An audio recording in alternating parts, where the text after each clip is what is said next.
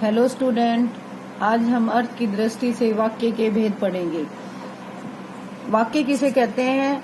सार्थक शब्दों के समूह को वाक्य कहते हैं। सार्थक जिनका अर्थ निकले। वाक्य में शब्द समूह सार्थक होने के साथ साथ व्यवस्थित तथा व्याकरणिक नियमों के अनुरूप होना अनिवार्य है। जैसे वह आम खाता है, तो ये क्या है? एक सार्थक शब्द। और वह खाता आम है, ये क्या है? एक निरर्थक जिसका कोई अर्थ नहीं निकलता। अब आते हैं हम वाक्य के घटक। वाक्य के घटक कौन से होते हैं? वाक्य के घटक होते हैं कर्ता, कर्म, वाक्य के घटक होते हैं। फिर आते हैं हम वाक्य के अंग। वाक्य के कितने अंग होते हैं? 2। कौन कौन से? उद्देश्य और विधेय।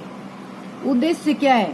उद्देश्य वाक्य में जिसके विषय में कुछ कहा जाए उसे क्या कहते हैं? उद्देश्य। उद्देश्य का संबंध वाक्य के कर्ता पर एवं उससे संबंधित पदों, विशेषण, संबंध, बोधक, उपाधि, सूचक आदि से होता है।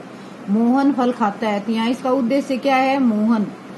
सोहन का भाई मोहन फल खाता है, तो यहाँ सोहन का भाई मोहन, दोनों क्या है? इसके उद्देश्य। अब फिर चलते हैं हम विधेय पर। विधेय किसे कहते हैं? वाक्य में उद्देश्य यानी कर्ता के संबंध में जो कुछ कहा जाए उसे क्या कहते हैं? विधेय। विधेय का संबंध वाक्य में क्रिया तथा उसे संबंधित विशेषण, कर्म, कारक एवं पूरक पदों से होता है। लक्षेश पुस्तक पढ़ता है, यानी कि लक्षेश क्या पढ़ता है? पुस्तक। अब आते हैं हम वाक्य के भेद। वाक्य के भेद कितने हैं? हमने पढ़े हैं ना वाक्य के भेद।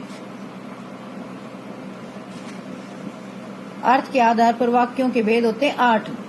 पहला है विधानवाचक वाक्य।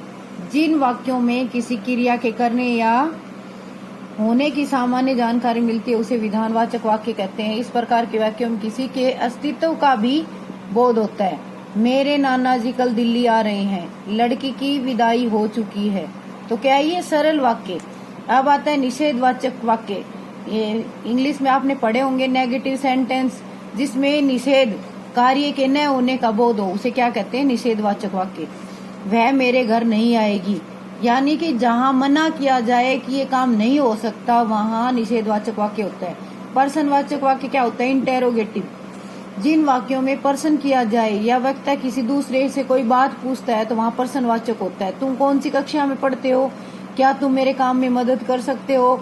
जिसके लास्ट में पर्सनवाचक चिन्ह लगता है वहाँ पर्सनवाचक वाक्य होता है।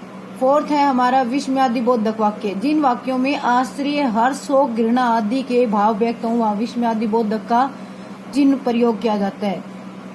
छी छी कितनी बदबू आ रही है, हाय राम मैं दर्द से तड़प रहा हूँ। 5वां है आज्ञावाचक वाक्य। जिन वाक्यों से आज्ञा या अनुमति देने का बोध हो उन्हें आज्ञावाचक वाक्य कहते हैं। क्या मैं अंदर आ सकता हूँ? आप जा सकते हैं। अब 6th है इच्छावाचक वाक्य। जिन वाक्यों में वक्ता अपने लिए या दूसरों के लिए क्या इच्छा प्रकट करे, किसी न किसी भाव को प्रकट करता, उसे इच्छावाचक। आपकी यात्रा मंगलमय, आकाश में हवाई जहाज की सैर करती। 7th है संदेहवाचक वाक्य। जिन वाक्यों में कार्य के होने में संदेह या संभावना का बोध हो उन्हें संदेहवाचक वाक्य कहते हैं। जैसे शायद आज बारिश हो सकता है आज पापा देर से आए, तो यहाँ क्या संदेह है?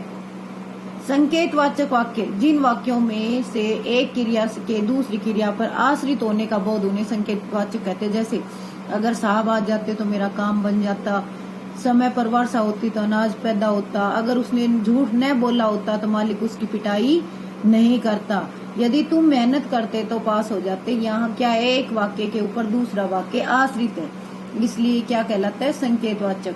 Thanks student.